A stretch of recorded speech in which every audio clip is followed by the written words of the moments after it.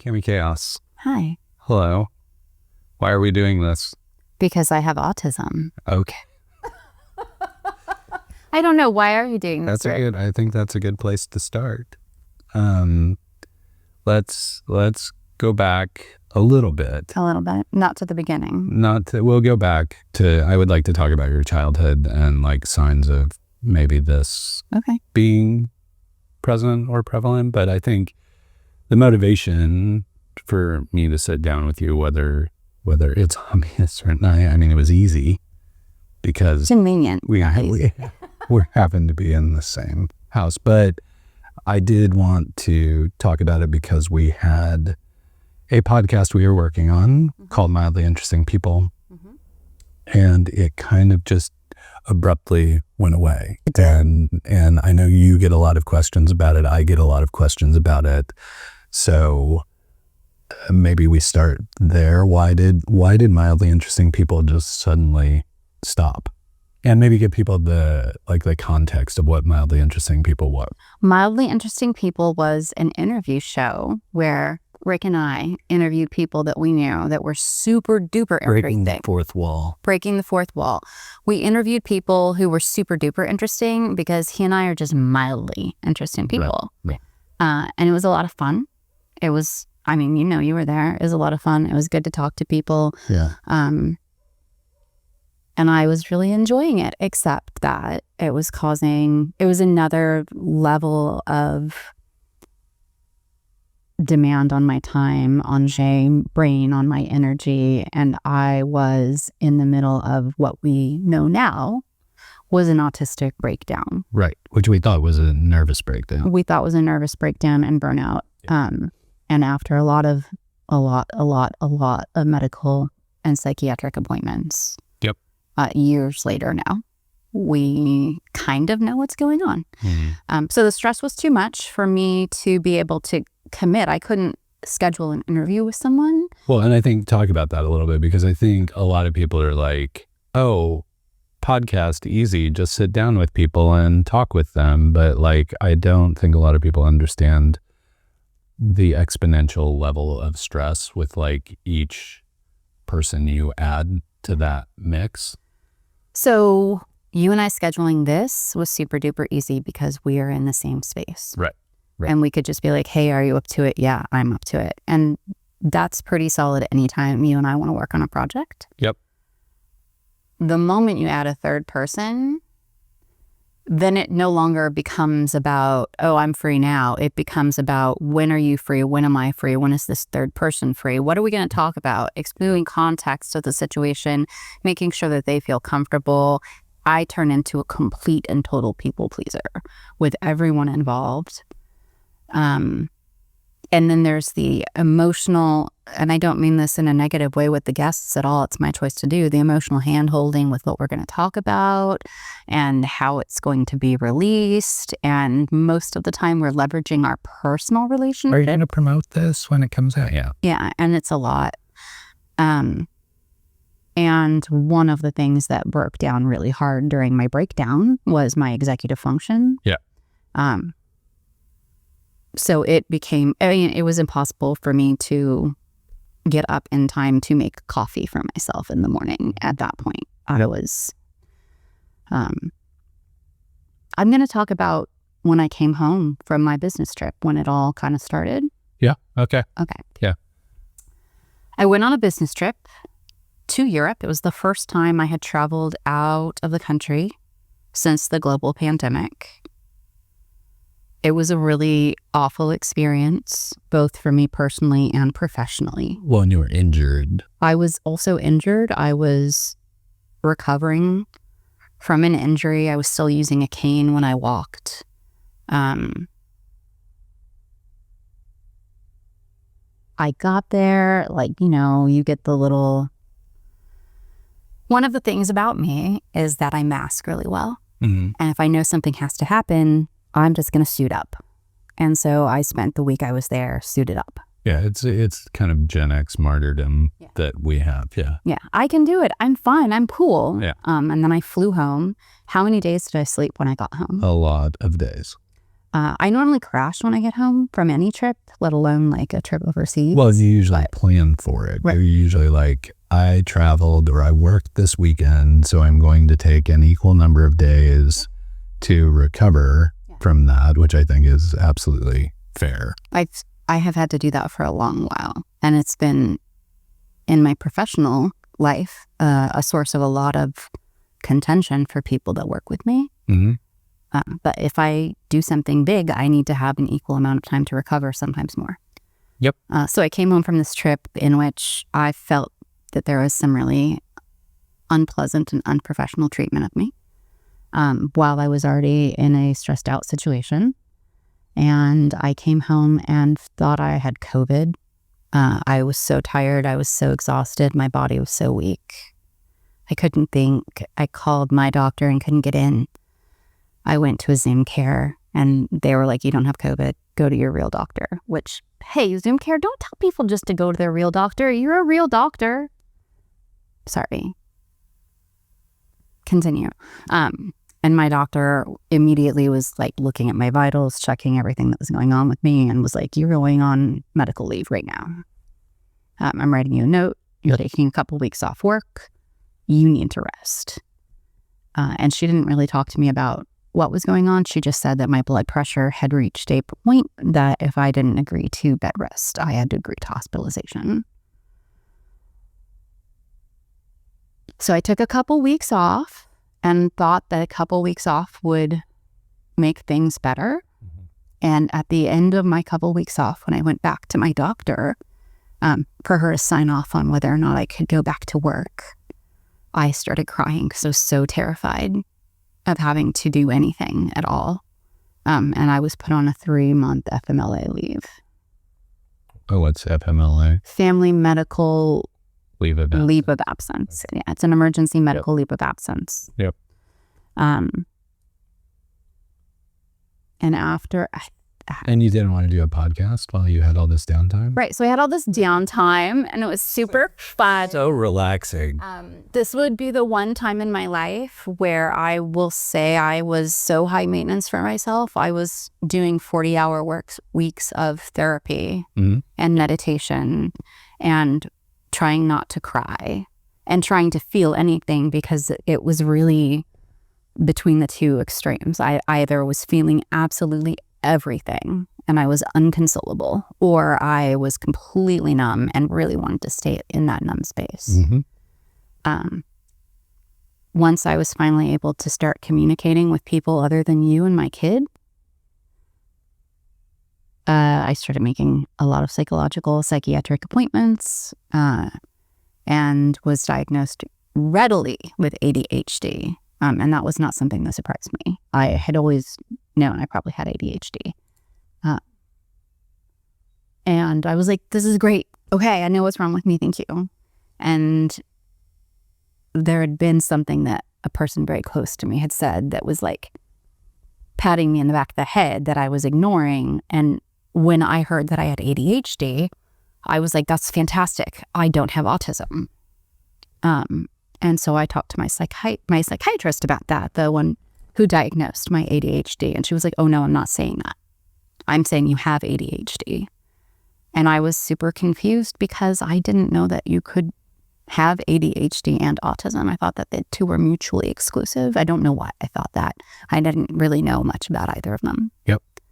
And so I was encouraged to talk to an autism specialist.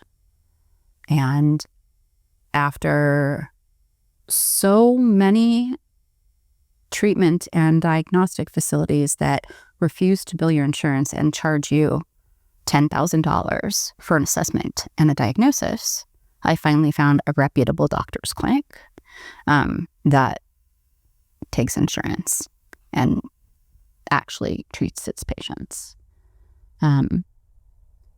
And I took all of my preliminary tests and I laughed at some of the things that they asked because they were so specifically ridiculous to my life. Yeah.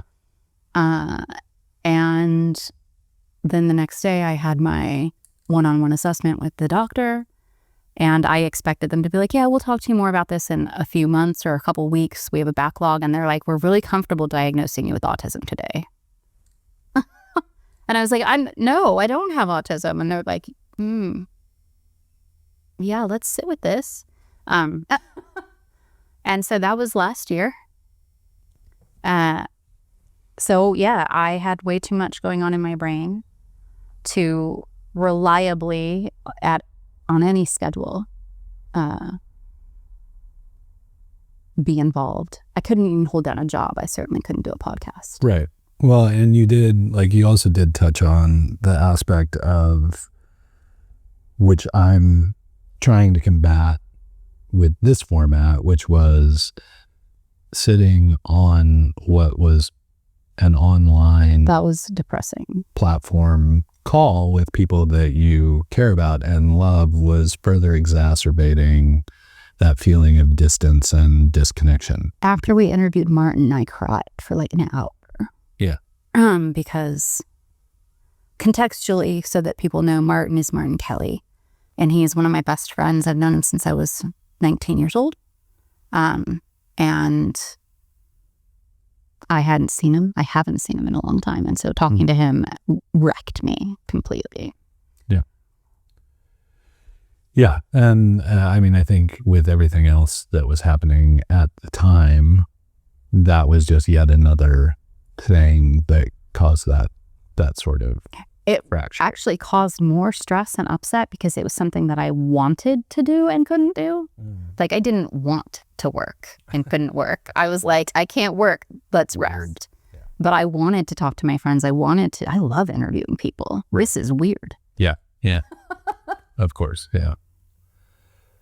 I don't know. I'm sure there's a term for it. I don't know the term for it, but it's that I'll use an analogy to describe it, and I think you'll get where I'm going.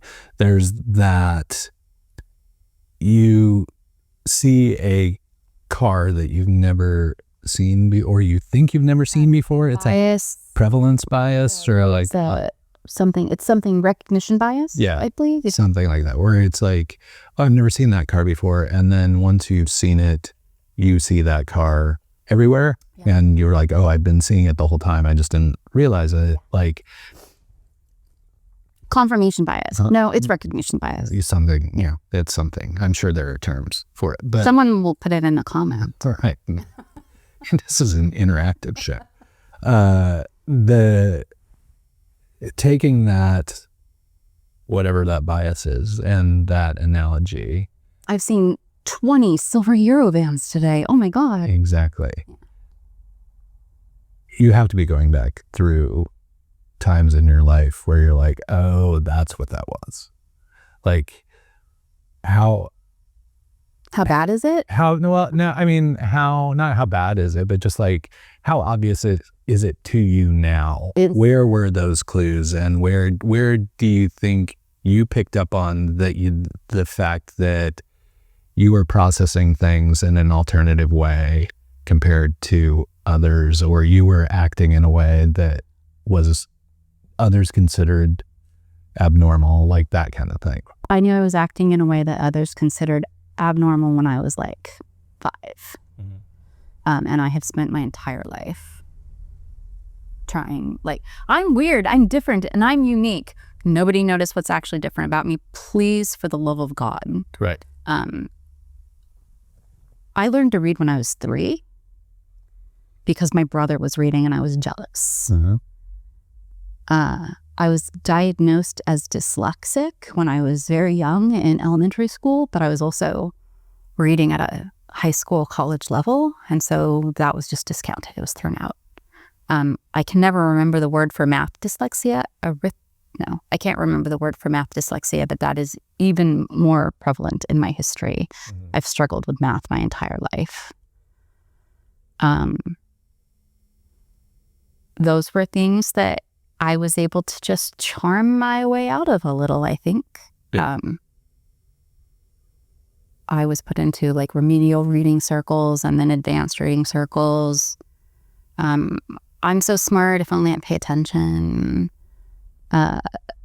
Lacks connection with other students.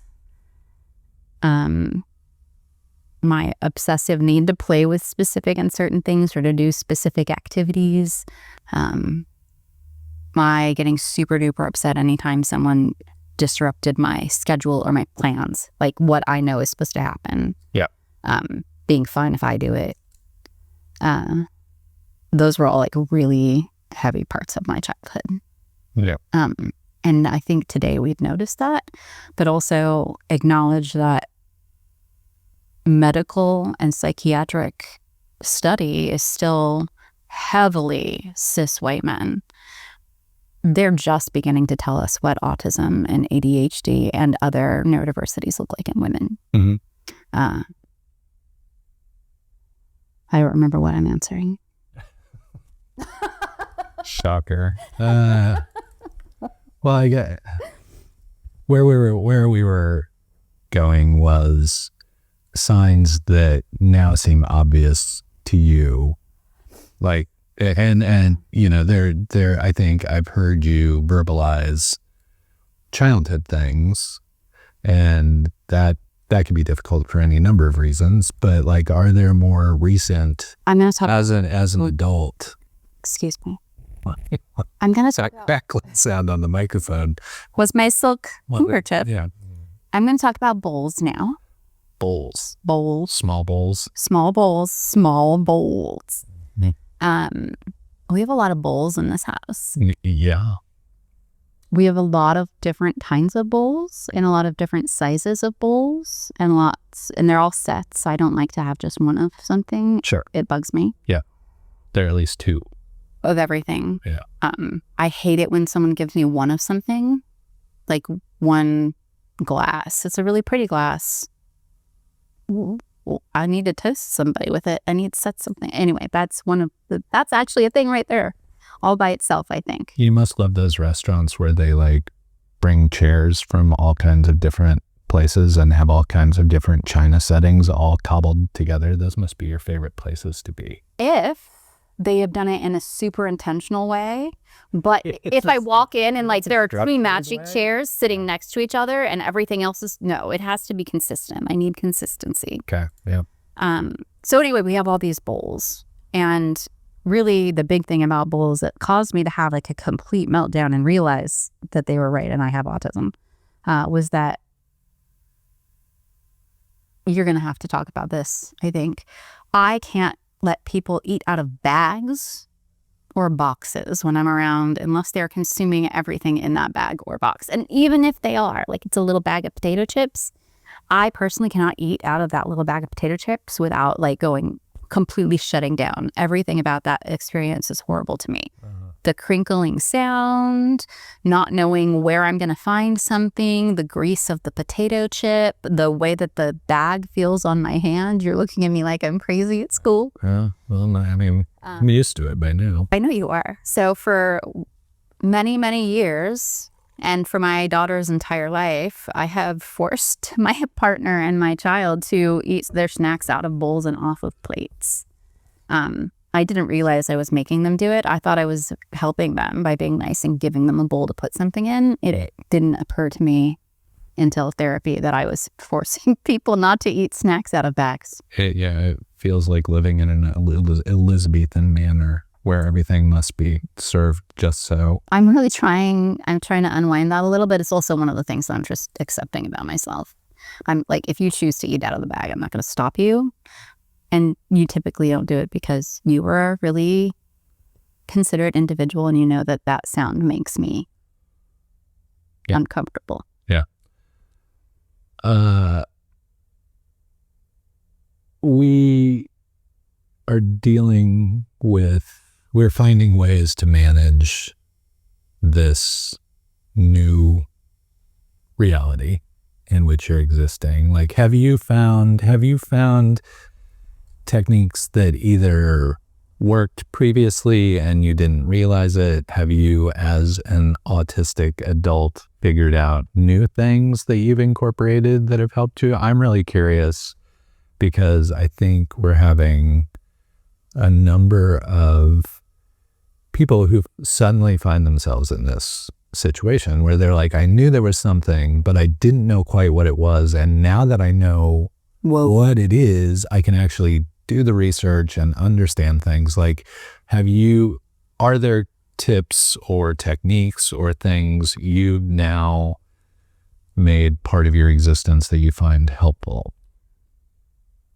The biggest and most helpful thing that I have done is a lot of therapy to help me accept that it's okay to be who I am and stop hiding it. Yep.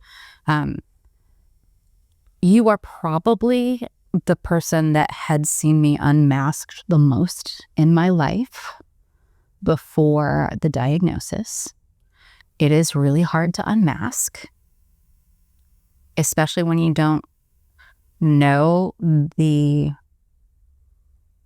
degree to which you are doing it. I had a really difficult, I don't think I'm answering your question, but I'm saying what I'm saying now. Okay. I had a really difficult time with the understanding that as a 47-year-old woman, I had no idea who I was. I had spent my entire life from the moment I understood that my behavior was upsetting, and it was probably before 5, but that's when I remember being in school and adjusting my personality. How much of me is me and how much of me is a mask that I've created for another person, because if you brought 10 of my friends into a room, I probably have a different personality for every single one of them. Sure. Yeah. And not like multiple personality disorder. No, but like I'm not Tyler Durden. Like code switching. Yes, I code switch like a motherfucker. Yeah. Right. What was your actual question? Well, how am I?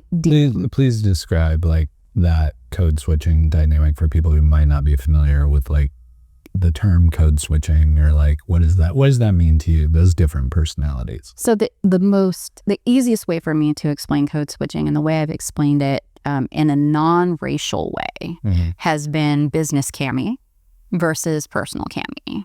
Personal Cami.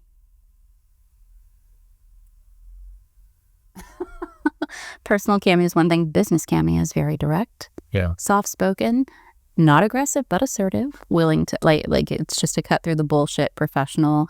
I would never speak to someone in my professional life the way I talk to someone in my personal life. Right. And if I'm sitting here having a personal conversation with you and someone I work with walks in, I'm immediately going to switch to that. Yeah. Because you know me, and I mean, frankly, you did the same thing. Oh yeah, I mean, I have several. Most of mine are all business personalities, but like and people have learned to ask me for the personality that they want. They're like, I need a silicon florist Rick right now, or I need a pie Rick right now. Like I need the coach hat, dude. Yeah, exactly. Yeah. So I totally get that. So acceptance in the answer to your question has been my biggest tool. And it still just not personal acceptance, accepting who I am and seeing. I've spent most of my life advocating for people who are neurodiverse without knowing I was neurodiverse. Yep. And then later on, I kind of started to figure it out, but I couldn't specify because it was ignored my entire youth. How could something possibly be so important that I didn't know about it for 40 plus years of my life that I needed to know right now? And it changed everything and absolutely nothing at the same time. So within my home, within my tiny, I have like, you've got family, and then I have what I call my tiny family. Within my tiny family structure, literally the thing it changed was me saying the word autism 100 times a day. I mean, that was the big autism. I used to get a autism fact of the day on a fairly consistent basis. Yes. Okay. Yeah. It was kind of the same way. Like, how do you know somebody's vegan? How do you know somebody does CrossFit? How do you know somebody's autistic? They'll tell you. There was it was only a couple months ago, but you were going to lunch with a person who also has autism. Yep. And I believe they were telling you about compression socks. And I felt so bad because I know that you had just, not only have you heard a lot about compression socks, but I've actually made you try multiple kinds of compression socks with the thought that they might somehow have the same effect that they do for me, for you, and they do not. But yeah, that day was, I felt There's a lot of autism that day. there was a lot of autism that day. Very special day. And well, I think where I was trying to go, and it's fine that we're all over the place, is I have noticed you adopting, this will come as no shock, certain patterns that you try and complete every day. Like I just think it would be helpful if you're comfortable, like revealing some of those like habitual pattern recognition things you've started to incorporate that seem, from my perspective, seem to be helping. I will miss some of them, and I would be really curious to hear you let me know what some that you see are if I've missed them. Okay. The big one for me that seems really pretentious to, I don't know how it seems to people. No one's actually said anything. They've just looked at me funny.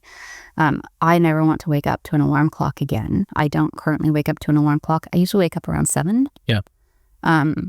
If I have an alarm clock, I cannot wake up to an alarm clock. It causes me to enter the day in fight or flight mode. I wake up scared and upset. And so, number one. Which you're supposed to say the scared and upset for the work day. Exactly. Right. Don't be scared and upset in your bed. Wake up great. Yeah. Go to work and then be scared and upset. Right. Exactly. Yeah, waking up without an alarm has been the first accommodation that I've made for myself. Yeah. And I have not called it an accommodation until just now, and I felt really bad about it. And I am trying not to feel bad about it because it has been super duper effective for me. Another that I think you're talking about is meditation. So my day when I wake up usually looks like this. I wake up, no alarm. I spend a lot of time in bed, just kind of chilling out and thinking, looking at what my day is going to be like. When I first open my eyes, there is a set of pills that I have to take for ADHD and blood pressure. And so I take those pills, I get out of bed, I eat a little something, I meditate, and I've added recently yoga back into my practice. So I meditate and do yoga. I think that those are very separate.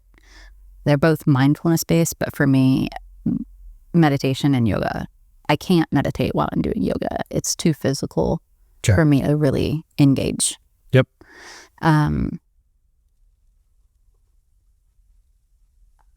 I don't know.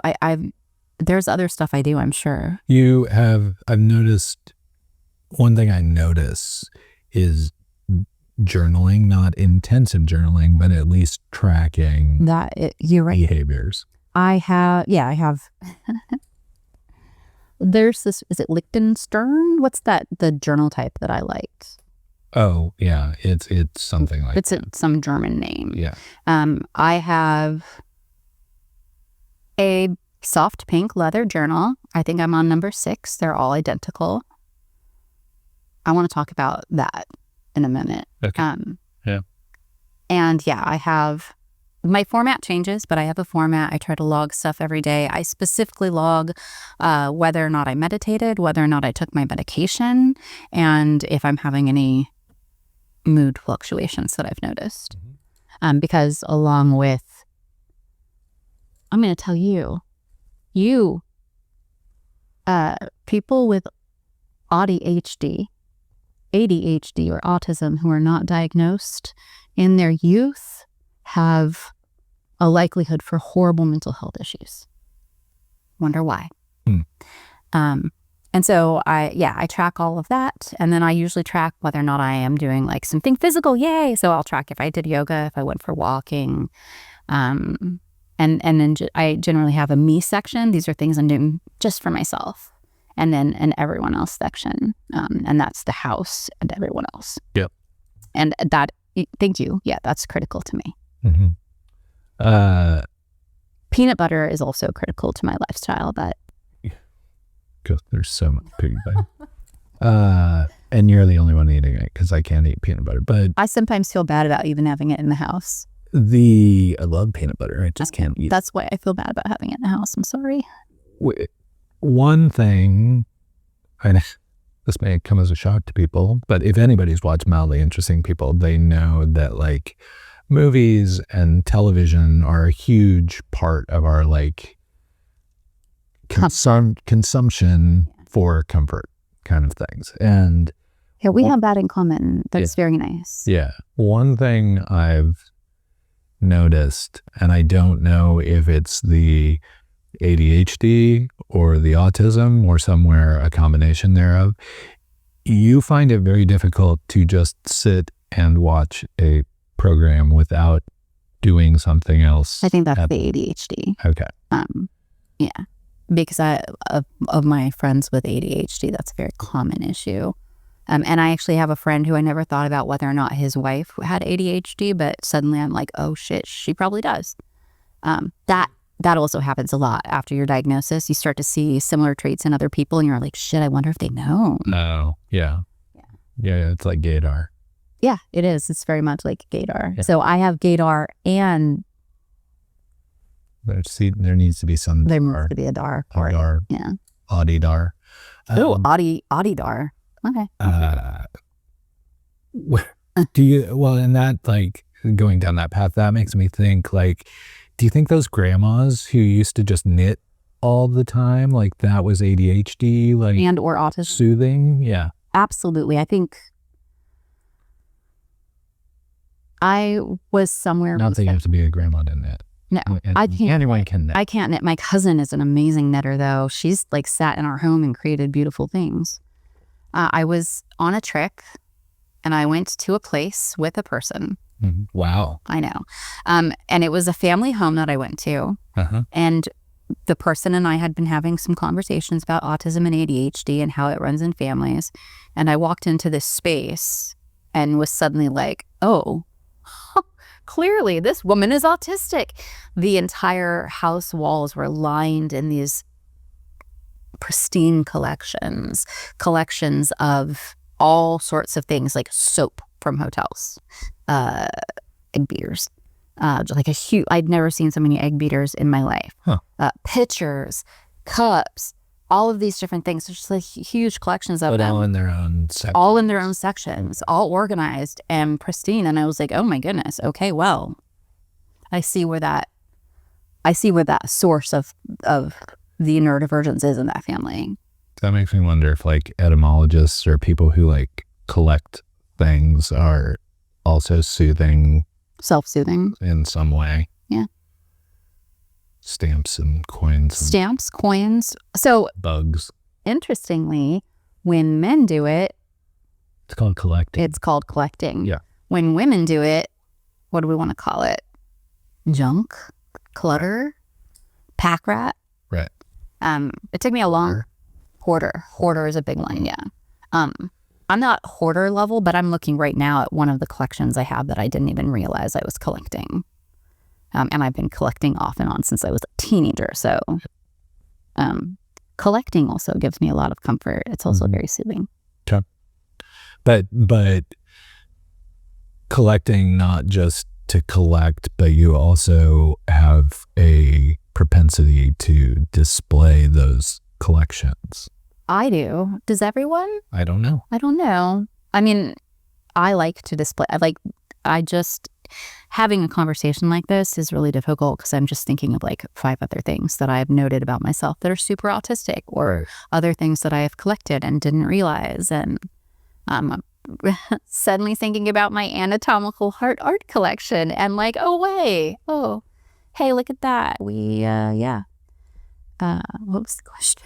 Well, but that specifically is an interesting one to touch on because it is a bridge point between you and other people. Like, it's not just you collecting anatomical hearts. It's people have learned that you like that art form, and so people contribute to your collection. They do, and it's... So some folks I've heard, like a person who collects salt and pepper shakers, and they got one and then, oh shit, now they have a bunch. And sometimes that's problematic. I actually love that people know that I love anatomical hearts. I just love them, and they're beautiful. And there are so many different, I could do a whole episode for you on the different ways to present anatomical hearts and the different gifts I've been given of anatomical hearts. And, but yeah, that has been a connection point for me with a lot of other people. And that is nice. I like finding those. My tarot collection is similar. I know other people who love tarot, and I have gifted 2 of my closest friends tarot decks because they hadn't had their own. And so that's like and at some point, like 10 years ago, I decided to get rid of most of my tarot decks and gifted them to my daughter's friends before I decided I was stupid and I started collecting them again. But there was one, and if you don't want to talk about this, you don't have to, but there was one point throughout, I in my mind, I position it as recovery, but it's just starting to cope with your conditions for your life. But you got significantly into beads. What was that all about? so it's funny you should say that because I have started working with them again. Okay. I wasn't saying it was just if it was a phase. No, I'm super into them. I really enjoy the process of making malas. Yeah. Which is a meditation necklace. Okay. It's kind of like a rosary, but it's like a rosary for meditation. And there are different formats. I'm just saying rosary because it's conclave and the Pope and all that thought. Dude, if you guys have not seen the movie Conclave, go watch it, please. It's not even a comfort watch for me yet. It's getting there. Stanley Tucci. Stanley Tucci is brilliant in everything. John Lithgow. Oh God, John, when he's a simpering asshat. Yeah. Oh. Yeah. Eat him up. Okay. Anyway, sorry. Beating. While I was getting super duper, so during my recovery, it was recovery. Very much during my recovery when I needed something that I could consistently do that didn't make me feel stupid. Yep. And I got super into meditation, which has never gone away. Like I meditated when I was young. I wish I had meditated every day my entire life. It has been one of the most significant things to come out of this. But I find it very meditative to string beads and to tie them. And I'm actually like wondering if I can get Chat GPT to just tell me exactly how to sell them online because I'm so bad at that process. I have a ton of inventory that I made meditating and making these different kinds of necklaces. And I wouldn't call that a collection. No, it's not it's an activity, but yeah. The ADHD, I think, if we want to assign behaviors to a specific diagnosis, I cycle through craft projects. Like I will be super into watercolor, and then I will be super into drawing, and then I'll be super into beads, and then I'll be super into like abstract messy art. And then I'll be like, I need to build a lodge out of bottles in the backyard. So I switched from hobby to hobby really quickly, and the beading was new to you, and it was kind of new to me. Right. And it's something that I would like to keep in my life. Okay. I think this is a good point to move into the like going forward. Like we started this conversation talking about. I have a question for you though. Okay. Yeah. What's changed for you? Living with a person with autism. So to be clear, I've had autism my whole life. What? I had ADHD my whole life. I thought you just caught it recently. I will tell you, I struggled some with the fact that no changes. You were just like, yeah, no, you're fine. You're still what? There has been, it has felt from my perspective, like there's been no change for you. And that should be really good. But also I'm like, you should something. And I don't think you should something. You shouldn't. You get an A+ from my therapist. Oh, great. Favored by therapists everywhere. Never mind whether or not your mom and dad like a guy. What does your therapist? What's your therapist say? Her mom and dad like me just fine, by the way. Big deal. It's true that they like him probably better than they like me. But anyway, as I was saying, you wanted to ask me a question about. What has changed for you? What feels different for you since the ADHD autism diagnosis? I think the only thing that's changed for me, and this is not me dodging the question, the only thing that's changed for me is appreciating that you have a way to contextualize your behaviors and you have a construct that is readily accepted, publicly defined, that you can align with. I think from my perspective, it's just helpful to have that common language to say, and like, language is super important. Not to necessarily call it out, but like there are now times where I can, whether I verbalize it or not, recognize an autistic episode or something that is your brain chemistry doing what your brain chemistry does, where previously I may have been more confused as to why that was occurring. But like that's the biggest change, is just the context of what happens and why it happens. That's yeah. Okay. Like there's a name for it. You have been so accepting of so many of my quirky presentations, we'll say, that there was it's not like I was like, hey, you need to accept me for my neurotypical or neurodiverse self. Like you had already accepted all of me. You had accepted parts of me that I still can't fully embrace. So I just wondered if there was any. Thank you. Thank you for answering the question. Now we can go wherever you'd like to go. Yeah, I just wanted like going forward.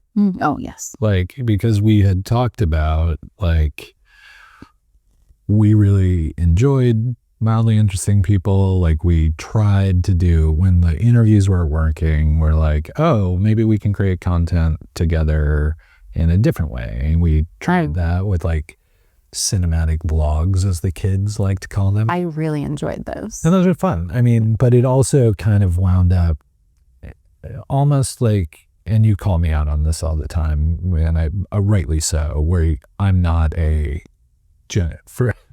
this may come across as strange to people, given that I've consistently blogged about the Portland startup community for nearly 18 years at this. Almost 20 years. Almost 20, yeah. And that I show up every week and record my individual podcast and that kind of consistency, that there are any number of things where I do it 2 or 3 times and then I'm like, no, I'm not going to keep doing. It's a lot. The cinematic vlogs were a lot of editing work. A lot of editing work, but it almost became a chore to leave the house. Like it was fine if we were like, I'm really craving a gluten-free donut. Maybe we should record this while we go out. Like that was fine. But, well, I mean, example, we're taking a road trip next week to the Dells. Yeah. And I was like, hey, let's relaunch Mildly Interesting People. We'll record a road trip episode. Right. That's easy. I agree with you that it was a chore to go and leave the house and do stuff. And that was sucky. Yeah. And at some point I was like, maybe we could start doing those on date night. And I was like, that's the worst idea I've ever heard. That's doubling down on how bad. Yeah, exactly. Sure. So yeah, I don't know how to solve that particular problem. But do you want to, like, where you have expressed several times that you would like to get back into podcasting because you enjoy that format. I enjoy that format. I enjoy those conversations. But like, what does that, have you thought through what that means, or are you still figuring that out? I'm feeling through it. Okay. At some point you and I discussed turning Mildly Interesting People into an autism discussion podcast and talking with other neurodiverse individuals. Yeah. I don't want to do that. I don't think that fits that brand. I feel like Mildly Interesting People is our thing. Yeah. Yeah. But do you, do you want to test drive the like road trip thing and take that as the first step? Oh my God. So we used to talk about the, what did we call it? This is another, this is called echolalia, I think. When you have to say things out loud, you see something and you have to read it, or you know how when we're on road trips now, I always read all the signage. Right. uncontrolled. No, I don't. I have no clue what you're talking about. And at one point you were like, we should just record this because there you go. Yep. Cami's road trip. And guess which road you're on based on the signs you're reading? I think that's super fun. I don't think anybody would really enjoy that except for me, but Yeah, that's funny. I want to feel it out. I want to be able to really organically find my niche again. Uh-huh. And it's going to take some work. There's some interviews that I'm like, maybe I should do that. And this is really inspiring to me because I don't edit.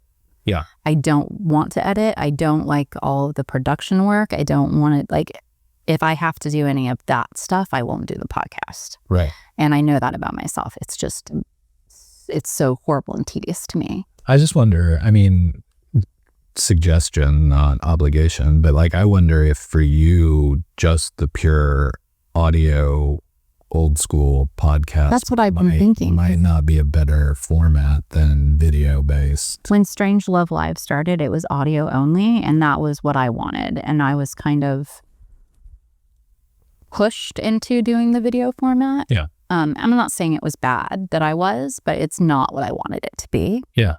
I've come up with a couple of really cute names that I've set aside that I'll have you go through with me later. Yeah.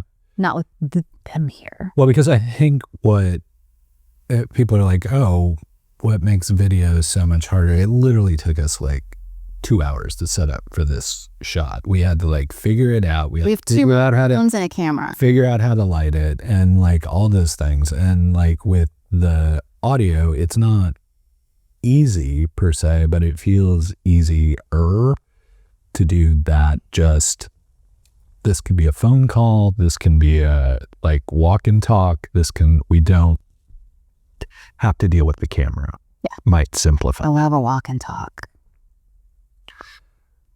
Like there are ways to produce that content that aren't as complex as a video. I think that's a much better option for me, honestly. Yeah. But I know people like video, so whatever. And that's not me. Right. But fine being on video. It's just, the only podcast that I consistently watch is your Friday morning release. Right. And that is literally because every Friday morning you send it to me while I'm still in bed. It's part of my... And say, please watch this. Yeah, it's part of my routine. Please watch this and critique this. And now I've used your autism to my own advantage. But I'm he has this is the Friday schedule. schedule. He has scheduled this in. He knows if he doesn't send it to me by 8, he's going to miss his window and it will fuck up my entire day. Yep. Yeah. Yeah. So use autism in any way you can to benefit yourself. Is there something that you think people who are partnered with or have a loved one who has recently been diagnosed with autism or ADHD or any late life diagnosis with neurodiversity, is there something you think people should know? I don't know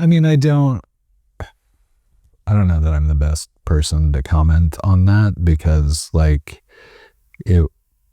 I think that would be a jarring kind of thing for some people. Like some people hear words and they automatically are prejudiced against certain words. That word. Okay. And so like I feel like it's just accepting that definition of like the behavior because the person doesn't change. Like, well, there is some change though. I have heard this from people directly about me, and I've read about it happening to a lot of people, that after your autism diagnosis, you're suddenly much more autistic. And it's not that you're more autistic, it's that you've finally been given permission to drop some of the shit that you've been doing your entire life to try to make yourself safe. Yeah. That was specifically something that I was wondering about. Yeah, you have to give people space to like figure out what the thing is, but like I don't know that I have that much. I don't have anything insightful to say in that regard, other than just being a typical like support the people through the thing they're dealing with, and you know, I think that's good advice for everything. Let people be the person they want to be rather than expecting them to be the person you think they are, is probably the most I can offer. Cool.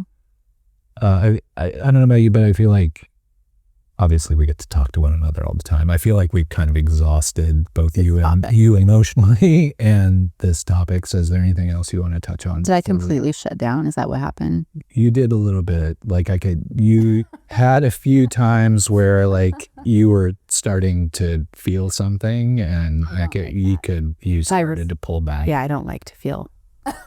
Yeah. So I don't. One huge myth about people with autism that I want to clear up right now is that people with autism don't have deep feelings or don't feel or don't have empathy. And maybe some of them don't express it, but there are some people with autism that overabundance of empathy and feeling feelings is overwhelming. Right. And I very much fall into that category. And one of the biggest things I had to teach myself in life was to shut that shit down. And I'm trying to learn how to actually feel my feelings. Yeah. And it sucks. I don't like it. I don't recommend it. I do recommend it. And apparently it's really good for you to feel your feelings. But yeah, I'm not game for that. you don't have to. Please keep your feelings in the box wherever you buried it. You're welcome. Worked hard on building all those compartments. I will just keep those active compartments. Well, you know what Freud said about the Irish, don't you? Yeah. Thanks. Sorry. But like, I appreciate obviously you having the willingness to talk about this. I think it's selfishly beneficial that like I don't want to speak on your behalf when I get questions about like, when are you doing mildly interesting people? Why did you guys stop doing like those kind of things? Like it's nice to have you be able to tell that story to people and just kind of illuminate what you're going through. Yeah. But I don't think we need to keep pushing this. Cool. Like, and we can be done.